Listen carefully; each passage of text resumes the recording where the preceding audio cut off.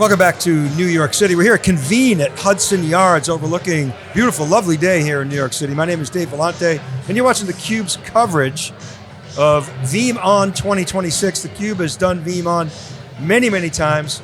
Rick Vanover is back on theCUBE. He's the Vice President of Product Strategy at Veeam. Rick, great to see you, the man, the myth, the legend, you know, Mr. Veeam, Mr. Product. And I'm really excited of the customer segment here. Kristie Bunn-Kingston, she's Systems and Storage Architect at WellSpan Health. Kristie, thank you for spending some time.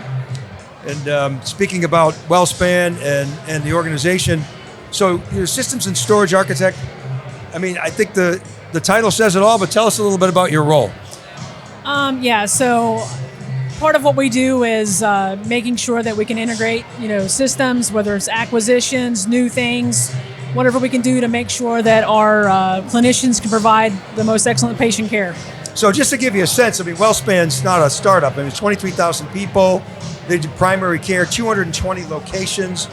They do cardiac oncology. I think you said you're level 1 trauma as well. Yep. So, and you're a not-for-profit yes. as well. So, okay, so what would you say are the drivers in your business, the things that you hear that, I mean, it's do more with less. We hear that all the time for roles like yourselves. And, your budget's not growing it the way that hyperscalers' CapEx budgets are growing, right? I mean, you're under a lot of budgetary pressure. You got to be efficient.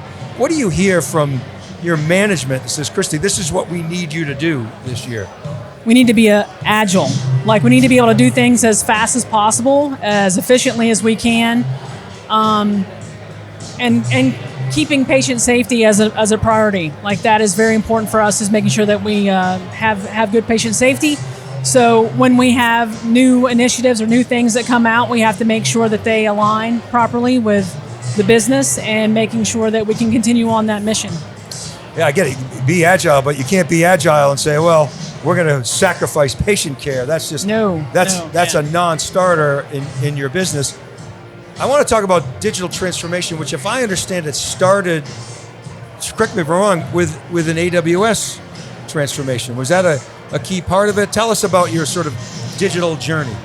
Yeah, so part of being agile, obviously, is making sure that we can change the type of model that we're using. We went from a hardware procurement model more to a cloud operating model, and so leadership chose AWS to best fit with that, and we went through that journey with them and just completed that transformation last month.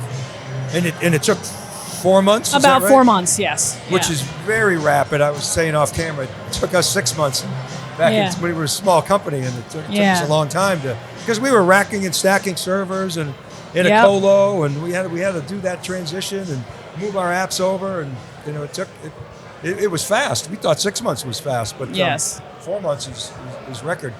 So what was the driver of that? You wanted to be more agile. You make a transition from racking and stacking servers, as said, to infrastructure as code. What did that do for the organization? Well, I feel like when you're in that cloud model, then you're less reliant on vendor. Like, you don't have really vendor lock. You can be more agnostic with the services that you choose. I think that's important in a landscape like healthcare that is constantly changing. There's lots of AI things out there, so just being able to quickly ramp up and scale is very important. And what was your Veeam journey like? How did you find Veeam? What was the original use case? How are you using them today? We've been a long-term Veeam customer. We've had them for a long time here. They've been protecting our virtual environment for over a decade. It's probably closer to 12 or 15 years. It was a logical step when we were going to move things into AWS, was how we're going to continue that. Talking to the sales team, talked about Veeam Vault as a way to save some money. Some of those costs, some of those hidden costs that happen with the cloud, and it just made sense for us, and it's been great. It just kind of works. So I want to get into some of the Veeam Vault and the enterprise licensing that you guys are doing, but Rick, Kristie's in the cloud. Why do they need Veeam? It's in the cloud. Oh, Dave, come on. You got to have control of your data wherever it resides, on premises, in the cloud and as a service model. And I've been talking with Kristie and her team for years. In fact, before, we're like, when was the last time we were on a call together? And it does go way back. I've been at Veeam, and this is my 16th year. But people have learned in the cloud, and actually this is actually kind of unique. We mentioned AWS as the platform that Kristie's organization chose. But this is one of the rare things that the cloud platforms are consistent about. They all have a shared responsibility model that says that the customer data is the responsibility of the customer. And even software as a service is consistent in that area. And also the validation is that there is native backup in the clouds, but that becomes an opportunity for ISVs like Veeam to provide portability, innovation, because honestly, the hyperscalers don't really want the data to leave. They're fine with hybrid, they're not so fine with multi-cloud, but Veeam doesn't really have a bias on where the data lives. So we want to have organizations reduce that risk wherever they keep that data. So set up the whole Vault discussion. Tell us about Vault. What is it? What's the value proposition? Give us the lowdown. Yeah, so Vault actually has a really interesting history. So by the book, what is Veeam Data Cloud Vault? It is backup storage as a service.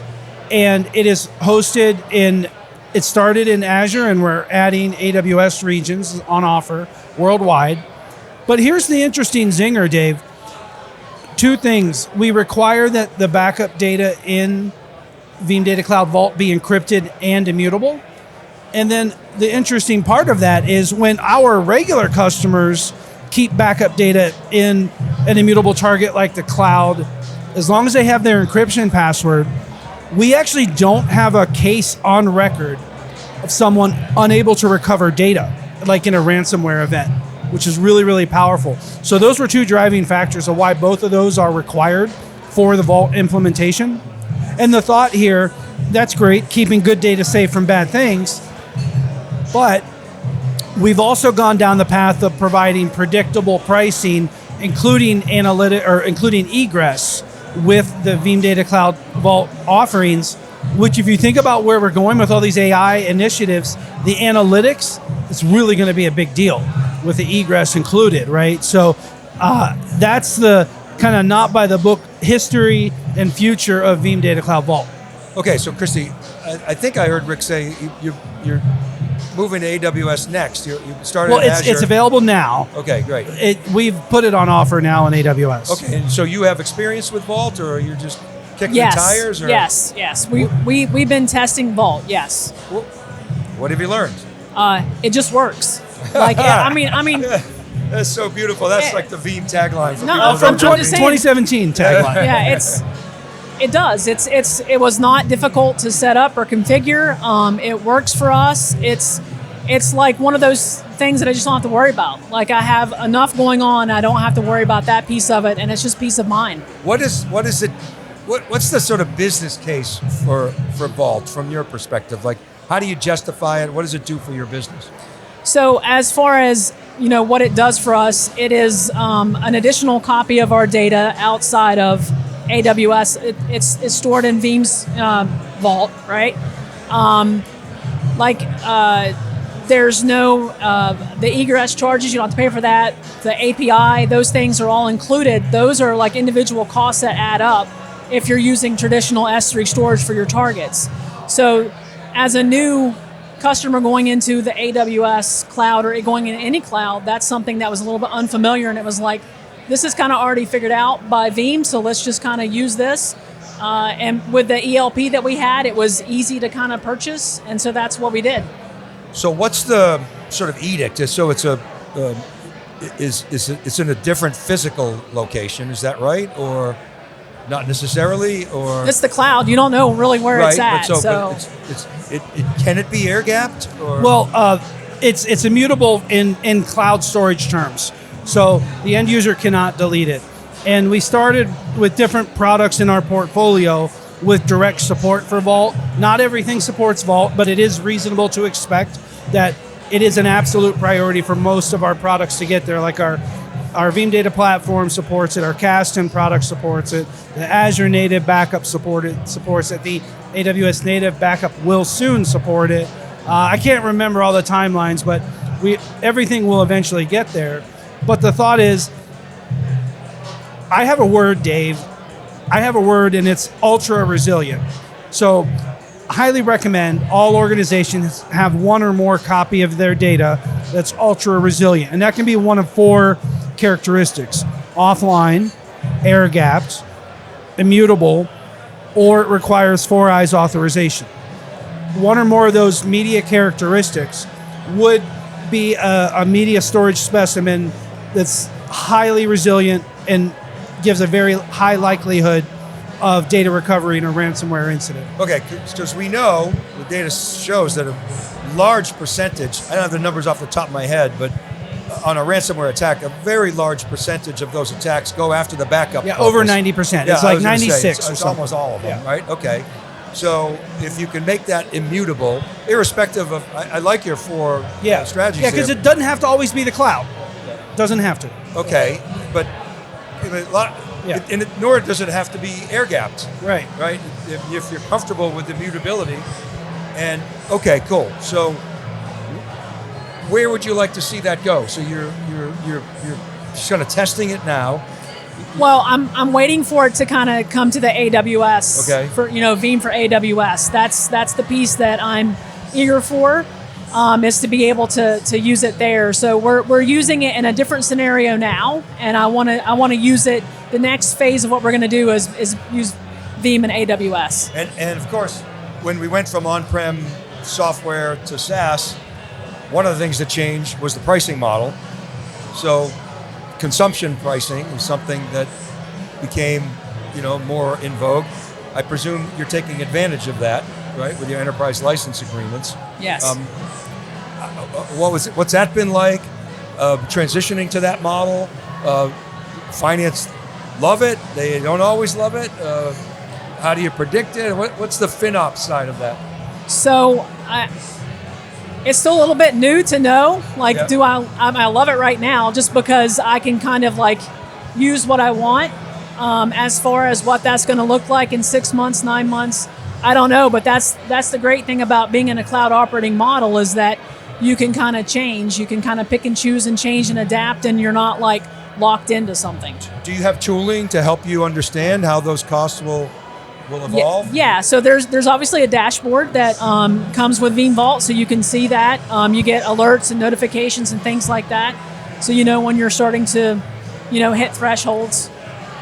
So where would you like to see this relationship go? I mean, if you had to think out a year and a half, what's the state, Kristie, that you'd like your organization to be in from your role's perspective?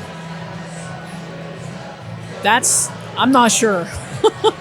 I think I'm still spinning from the previous 4 months. I haven't really thought much about what that future's going to look like. Okay, well, let me ask it differently. Think about the things that matter to you. Resilience, being able to recover, not getting yelled at from the business, right? Those are the kinds of things that I think in your role you want to affect. So yeah, so obviously having predictive costs and being able to monitor your growth, seeing things that you can stop reacting to, but just kind of know about, that this is a potential thing that's going to be an issue is a big deal. I really feel like just having a good handle on growth and just that predictive analysis is very important. Without sacrificing patient care, obviously. That's something that you stress up front. Rick, last night you gave us a preview to some of the announcements today. I posted at 9:45 in 1 second. I saw it. So thank you for that preview. Yeah. So we got the Veeam Data AI Command Platform, Intelligent ResOps. You got Veeam Data Platform 13.1. Wow. The truck keeps rolling. And of course, we've been talking about the maturity model. Which is your favorite child? Ooh, well, I will say that this VeeamON has 4 distinct pieces of news, and it is hard to pick a favorite, but I'm going to go with the first one, believe it or not, which is Veeam announced the Veeam Data AI Command Center as a platform. And this overarching umbrella is truly the direction that will land the message that we heard today of converging data and AI trust, lest we forget about resilience. And now, make no mistake, the Veeam that people have come to know is around that resilient set of capabilities. But the Veeam of today is really expanding to these other areas, and the Veeam Data AI command platform will really help us deliver that to customers. And I'm also excited for that because a lot of people come to Veeam for data protection and backup. Make no mistake of that. Big customer count, most of those are backup. Now they've got a secret weapon. Now they've got things like file rot analysis that says, hey, this is redundant, obsolete, or trivial data. And oh no, this is over permissioned or sensitive data where it's not supposed to be. So I look at the market at large as, now if I have one platform that I can try or evaluate some of these capabilities, that gets really interesting. And that really is the Veeam of today, where this data and AI trust really converges on the needs of our customers. And we're on a journey. Today's day one with it, and we're just getting started. So Kristie, as an architect, what do you think about that? How does that resonate? When you hear these keynotes are always, designed to excite and be out there a little bit. You got the day-to-day, you're in the arena, fighting the battle.